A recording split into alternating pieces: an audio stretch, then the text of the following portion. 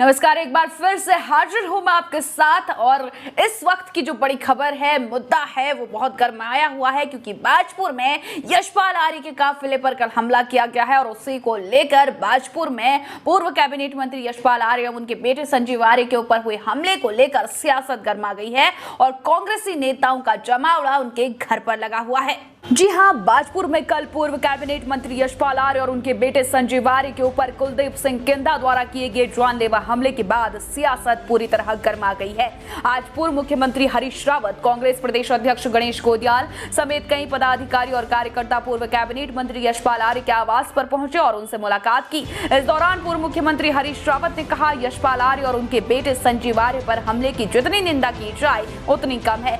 हरीश रावत ने कहा, भाजपा सरकार में गुंडागर्दी बढ़ चुकी है और नेता यशपाल आर्य और उनके बेटे संजीव आर्य पर जानलेवा हमला सरकारी तंत्र पर सवालिया निशान खड़े करता है। आपको बता दें, वहीं प्रदेश अध्यक्ष गणेश गोदियाल का कहना है कि यशपाल आर्य और संजीव आर्य की सुरक्षा को लेकर उनके द्वारा राज्य के मुख्यमंत्री धामी से बातचीत की गई और डीजीपी अशोक कुमार से भी बात की गई, तो दोनों को तत्काल सुरक्षा व्यवस्था देने को कहा। उन्होंने कहा, यह हमला एक सुनियोजित साजिश के तहत हुआ है। वहीं अपने पर हुए हमले को लेकर पूर्व कैबिनेट मंत्री यशपाल आर्य का कहना है कि हमला सुनियोजित और प्रयोजित था। कहीं न कहीं चुनाव से ठीक पहले उन पर जानलेवा हमला कराया गया है। उनका कहना है, सरकार की मंशा स्पष्ट तौर पर जाहिर हो रही है कि चुनाव से ठीक पहले सरकार प्रदेश में हिंसात्मक माहौल बनाना चाहती है और लॉ एंड ऑर्डर को सरकार अपने हाथों पर लेकर चल रही है। हमले से लगाया जा सकता है अंदाजा कि प्रदेश में जब नेता ही सुरक्षित नहीं है तो जनता कहां से सुरक्षित होगी। गौरतलब है कि प्रदेश में यशपाल आर्य किसी विशेष क्षेत्र का नहीं बल्कि पूरे प्रदेश का प्रतिनिधित्व करते हैं और उत्तराखंड की राजनीति उनका एक अपना अलग अंदाज, ऊंचा कद है। ऐसे में योजनाबद्ध तरीके से यशपाल आर्य और उनके बेटे संजीव आर्य पर जानलेवा हमला लोकतंत्र विरोधी है, जिस पर कांग्रेस दोषियों की तत्काल गिरफ्तारी की मांग कर रही है और हमले के पीछे राज्य के शिक्षा तंत्र पर भी गंभीर आरोप लगाए गए हैं। यशपाल जी से और उनके पुत्र संजीव आर्य जी से और कांग्रेस के जिन वर्कर्स को मारा गया वहाँ बुरी तरीके से, उनसे मिलने के लिए मैं और अध्यक्ष जी आए हैं। और कांग्रेस पूरी शक्ति के साथ, बल्कि सारे राज्य की जनता, इस जो यशपाल आर्य जी पर प्राणघातक हमला हुआ है, ये प्राणघातक हमला है। इनको जान से मार देने की साजिश का हिस्सा लगता है।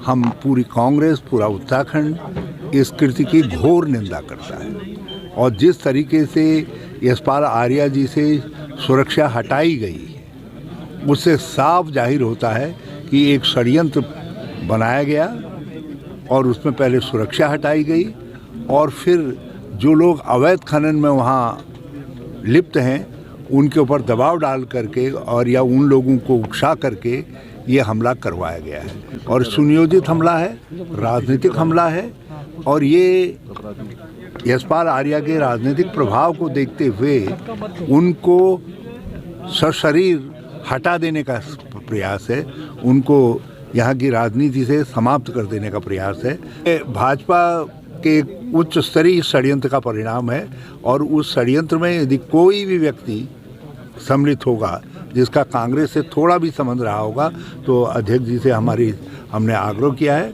कि उन ऐसे लोगों का कांग्रेस में कोई स्थान नहीं। कांग्रेस देखिए, लोकतंत्र में सबको अपनी बात कहने का, विरोध करने का अधिकार है, लेकिन जो कल मेरे साथ, मेरे पुत्र के साथ और हमारे साथियों के साथ जो सुनियोजित तरीके से हमला किया गया, जान से मारने की, जानलेवा हमला किया, जान से मारने की कोशिश की गई,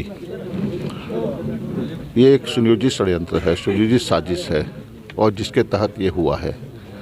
एक नापाक गठजोड़ था जिसमें प्रदेश सरकार निश्चित रूप से संलिप्त है, एक भाजपा के मंत्री संलिप्त हैं और कुछ कतिपय नेता जो तथाकथित कांग्रेस के नेता कहे जाते हैं, उन लोगों ने मिलकर एक अपराधी प्रवृत्ति के व्यक्ति को, जिसके खिलाफ कई मुकदमे दर्ज हैं, जो हिस्ट्री शीटर है और जो जिला बदर भी हो चुका है और अभी उसके खिलाफ गुंडा एक्ट की कार्रवाई भी विचाराधीन है, वो अपने गुंडा एलिमेंट के साथ, अपने अपराधी प्रवृत्ति के लोगों के साथ 20-25 लोगों को लेकर ठीक बाजपुर के का जो पुलिस स्टेशन है, थाना है, लगभग 50 मीटर दूरी पर हमारी गाड़ियों को रोका जाता है। लाठी डंडों से लैस तलवार उनके हाथों में, और वो हमारी गाड़ी को घेर लेते हैं और गंदी गंदी गालियों का इस्तेमाल करते हैं, जाति सूचक शब्दों का इस्तेमाल करते हैं और हमला बोल देते हैं। हमारी गाड़ियों के दरवाज़ों को पूरी ताकत के साथ खोलने की कोशिश करते हैं और इवन संजीव मेरे बगल में बैठे होते हैं। हमारे सामने हरेंद्र सिंह लाडी जो हमारे सहयोगी हैं, वो फ्रंट सीट पर बैठे होते हैं। उनके दरवाजे को खोलने की लगातार कोशिश होती है और एक हमारा कार्यकर्ता सोनू कंग अपनी जान की परवाह न करते हुए उन्हें रोकने की कोशिश करता है।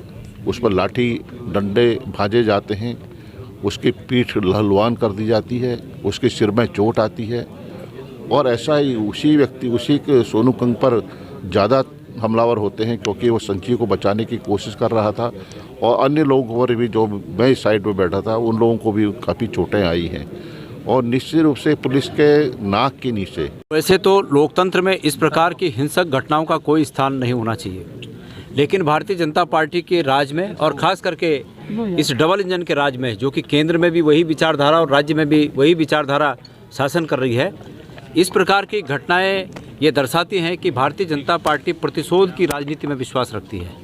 यशपाल आर्य जी का प्रभाव सिर्फ हल्द्वानी और सिर्फ नैनीताल और सिर्फ उधम सिंह नगर तक सीमित न होकर पूरे उत्तराखंड पर उनका प्रभाव है और उनके प्रभाव को देखते हुए भारतीय जनता पार्टी उनके कांग्रेस में आने की बात को स्वीकार नहीं कर पा रही है, हजम नहीं कर पा रही है, जिसके चलते वो राजनीतिक लड़ाई यशपाल आर्य जी से लड़ नहीं सकते हैं, कांग्रेस से राजनीतिक लड़ाई लड़ नहीं सकते हैं और हिंसक लड़ाई लड़ रहे हैं।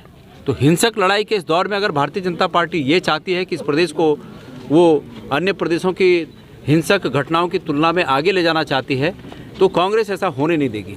मैं ये विश्वास दिलाता हूँ कि महात्मा गांधी जी ने जो अहिंसा का मार्ग हमें दिखाया था, हम उस मार्ग पर चलते हुए यशपाल आर्य जी के लिए न्याय के लिए मांग करेंगे, उनके साथ न्याय होगा।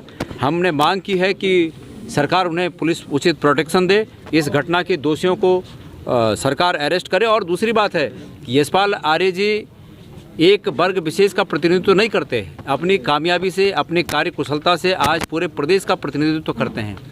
लेकिन भारतीय जनता पार्टी की जो ओछी मानसिकता है, वो ओछी मानसिकता के चलते ये हमला सिर्फ यशपाल आर्य जी पर न होकर कमज़ोर वर्ग के प्रतिनिधियों पर यह हमला है, कमज़ोर वर्ग पर यह हमला है। देखिए, सबसे अहम सवाल, कुछ कांग्रेसियों के द्वारा ये घटना को अंजाम दिया गया है, क्या कार्रवाई अब प्रदेश अध्यक्ष करेंगे? अभी तक जो जानकारी हमें मिली है वो जानकारी यह है कि इसमें ऐसी कोई बात नहीं है। इसमें भारतीय जनता पार्टी के वो लोग जो खनन में अनैतिक रूप से अपने वरिष्ठ जो उनके नेता हैं, उन नेताओं की सहाय पर जो अवैध खनन के धंधों में लगे हुए हैं, वो लोग इसमें शामिल हैं, ये प्रतीत होता है। लेकिन एक भाजपा का नाम नहीं, ऐसा नाम अभी नहीं, ऐसा अभी तक जानकारी में नहीं है। लेकिन अगर ऐसा हुआ है तो निश्चित रूप में उस पर भी कार्रवाई होगी। अगर ये बात सामने आती है तो इस बात पर भी कार्रवाई होगी, एक्शन लिया जाएगा, बिल्कुल एक्शन लिया जाएगा। तो हम विरोध कर रहे थे और जैसे ही हमने विरोध उसका चालू किया, सभी साथी साथ में थे